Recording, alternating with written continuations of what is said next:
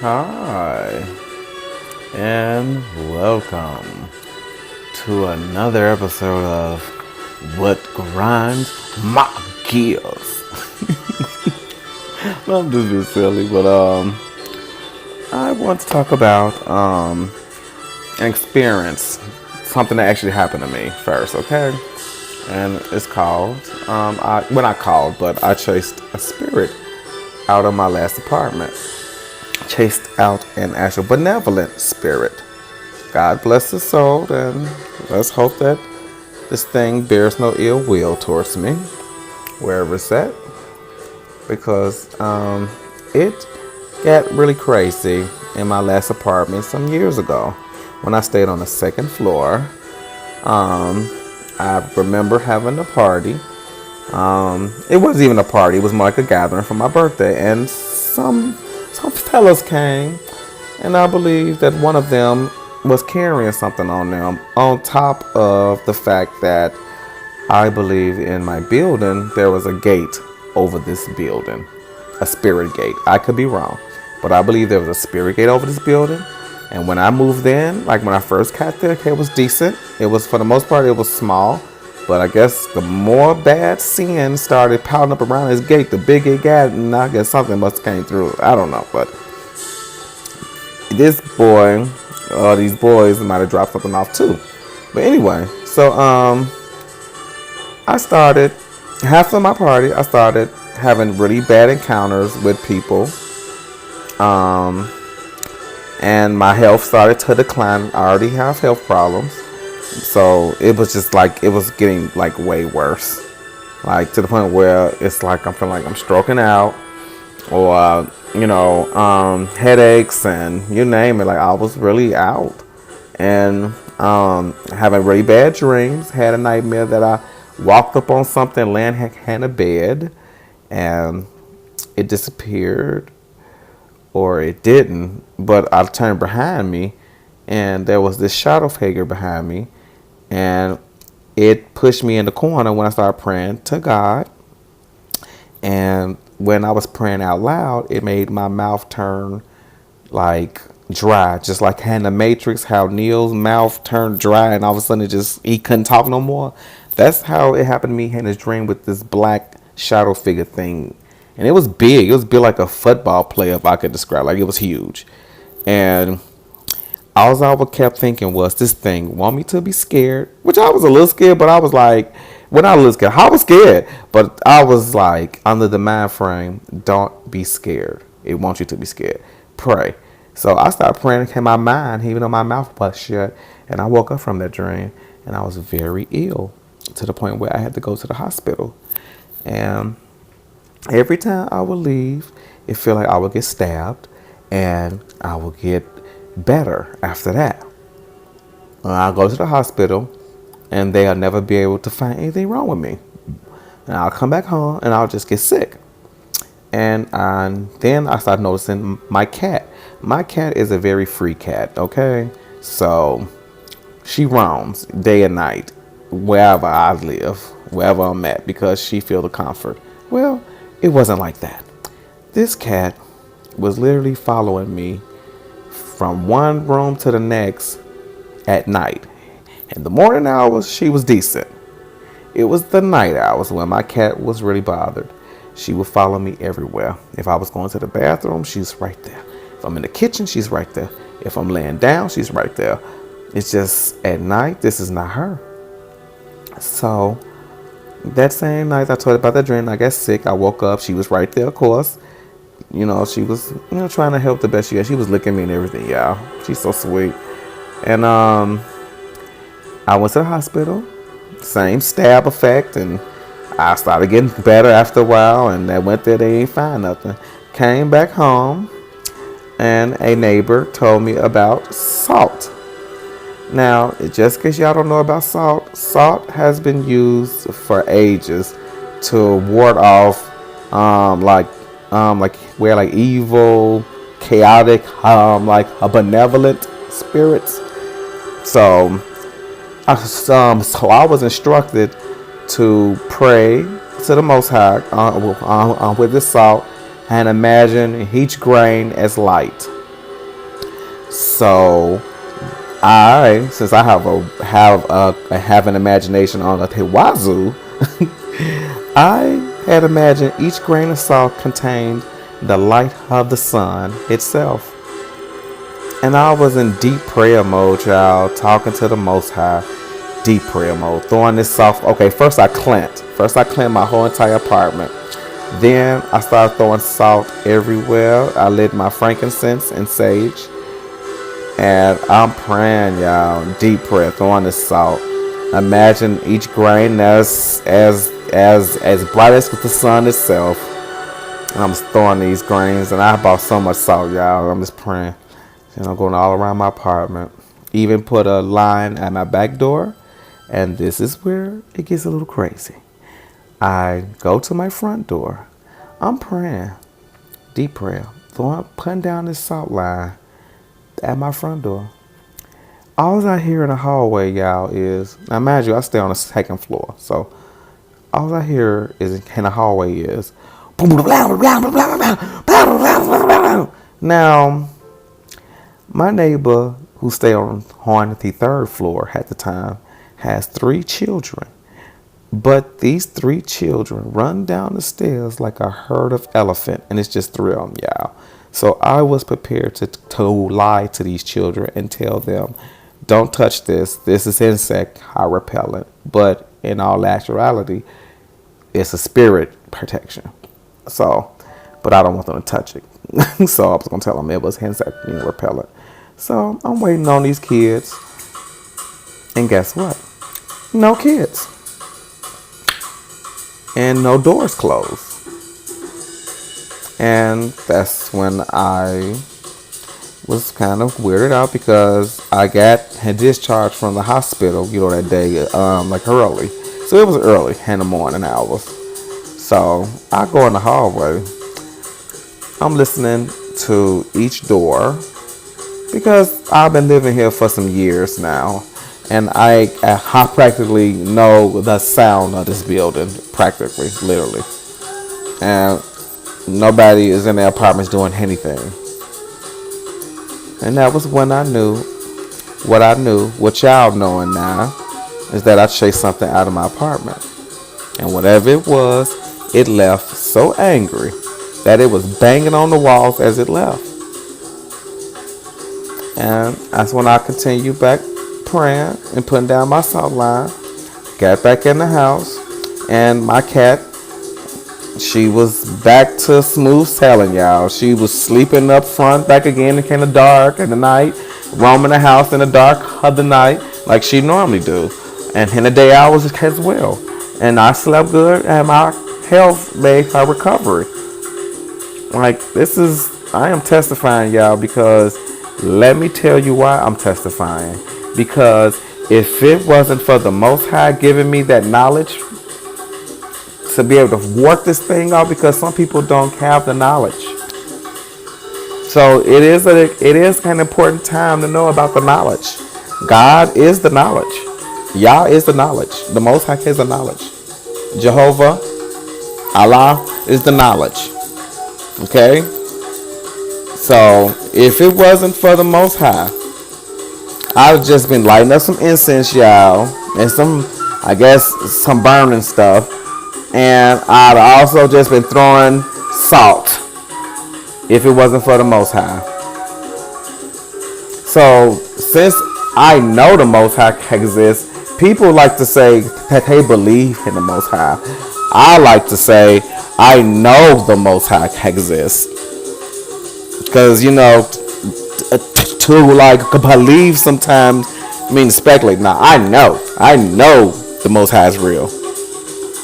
Ain't nothing to mess around with either. So so that's the thing, is that if it wasn't for the Most High, I'd have just been throwing salt, lighting up some stuff, cleaned up, and nothing would have happened. I got my peace and my blessings. And I pray that that spirit is dealt with the swift judgment of the Most High, because it's out of my hands. All of us is the Most High's creation. So, I turn them over. I turn everybody over to the Most High. Seriously, like I turn everybody over. So that was real. So I want y'all to know that spirit, soul, all that is real. I know some people might even came across ghosts in their lifetime. But think about it. Humans are nothing but spirits wrapped in flesh. So technically we all are just walking ghosts with flesh until we shed it. So, it's I guess it's a time to try to get humanized with this knowledge instead of just trying to be all creeped out, and be spiritual too. And be spiritual about it. And most of all, keep the Most High in the forefront, because that's the raincoat. This make of ours is here's your coat and the bad storm. You don't want to be caught without that coat.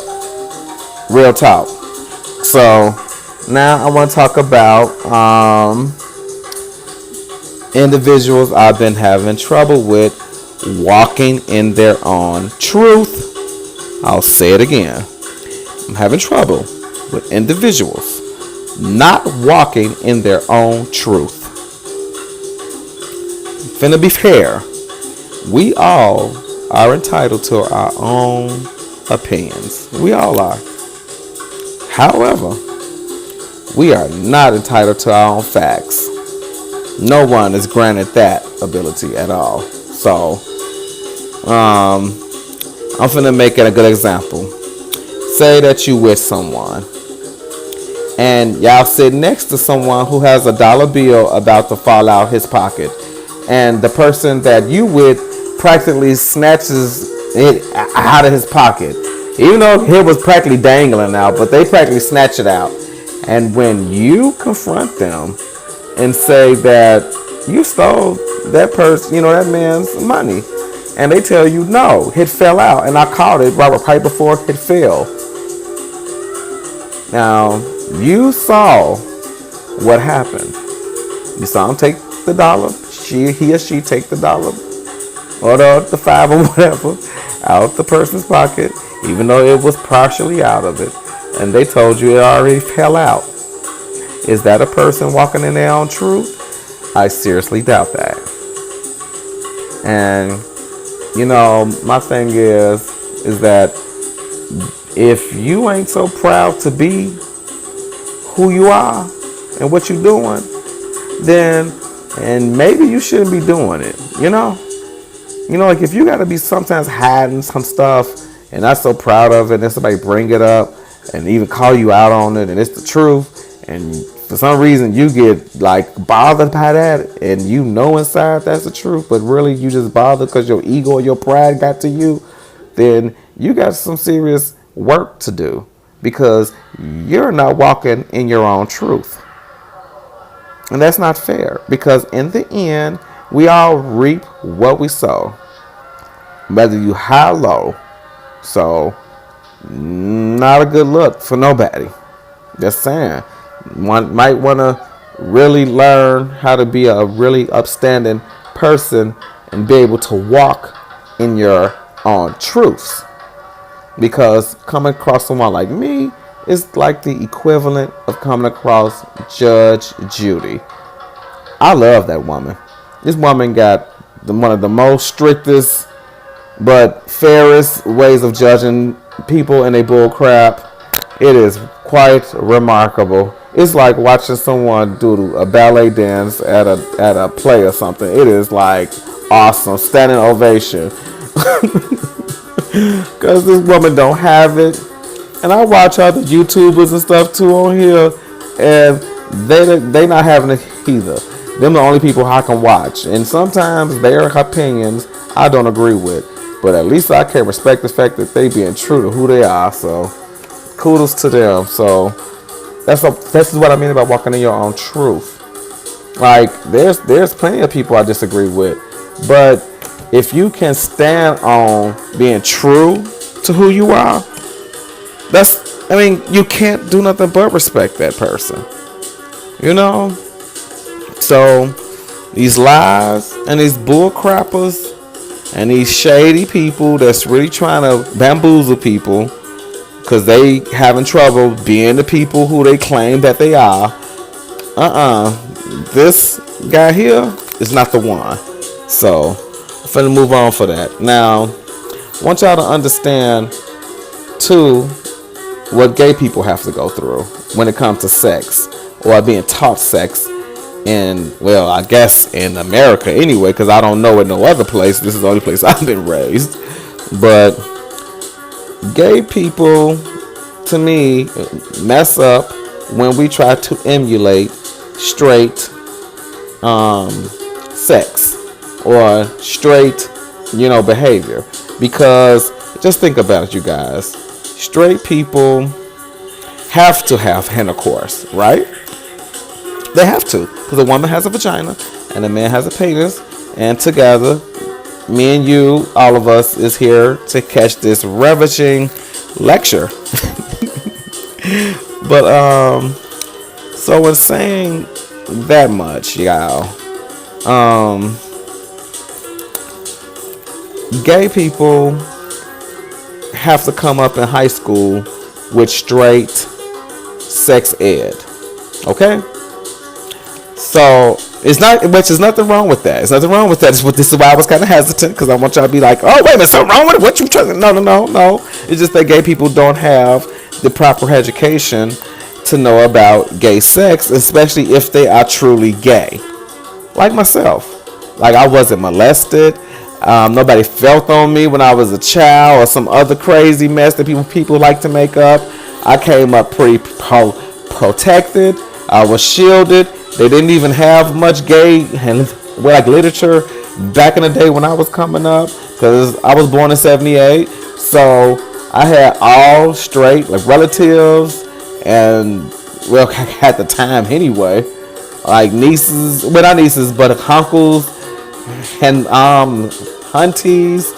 So bump all that noise that y'all hear when they talking about gay people come up child molested somehow or broken. No, that ain't how this one came gay. It just happened. Seriously.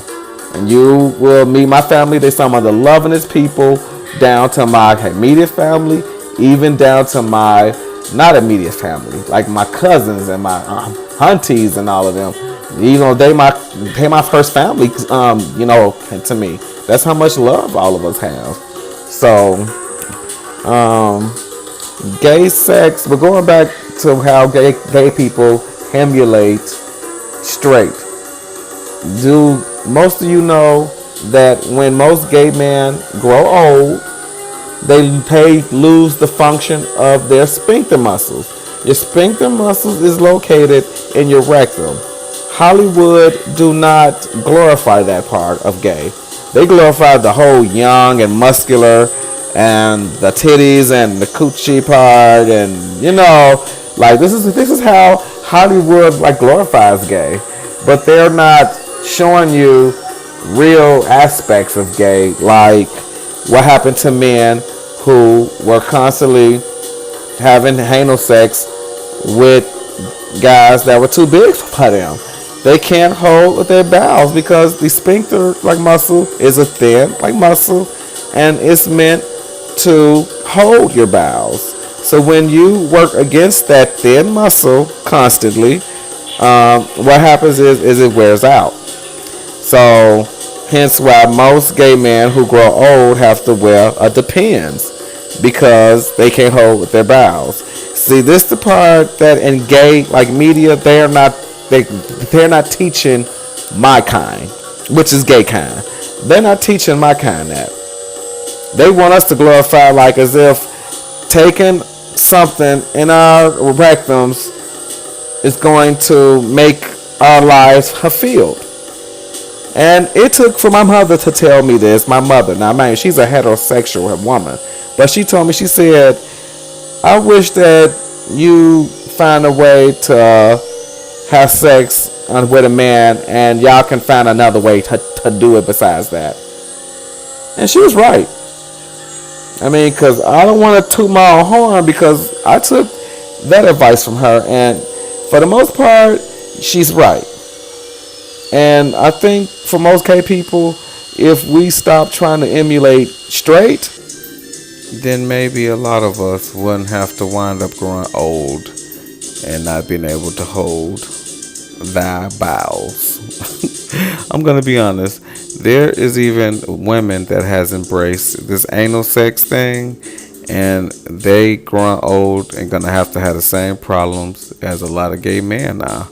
So, might wanna watch your booty now because you don't want to have a loose one. All right, child. Over and out.